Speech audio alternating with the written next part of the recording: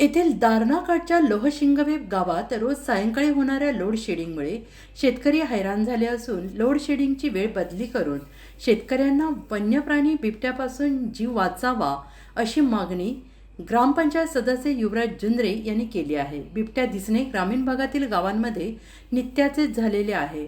असेच काही दृश्य दररोज सायंकाळी लोहशिंगवे गावातील संतोष जैन यांच्या घरासमोर असलेल्या एअरफोर्सच्या संरक्षण भिंतीवरून बिबट्या थेट त्यांच्या दारापर्यंत पोहोचत असल्याने नागरिक आणि शेतकऱ्यांमध्ये भीतीचं वातावरण आहे.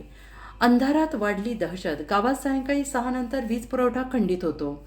याच अंधाराचा फायदा घेत बिबट्या एअरफोर्सच्या भिंतीवरून उडी मारून वस्तीत शिरतो आहे. गेल्या काही दिवसांपासून बिबट्याचा वावर वाढल्याने रात्री शेतात पाणी भरणे, जनावरे सांभाळणे धोक्याचे झाले आहे. महिला आणि लहान मुलांना घराबाहेर पडणे कठीण झालं आहे.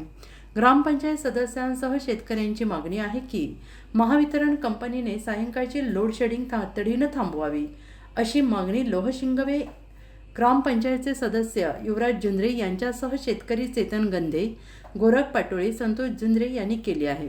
वीज नसल्याने बिबट्या आला तरी दिसत नाही. जीव धोक्यात घालून शेती करावी लागते.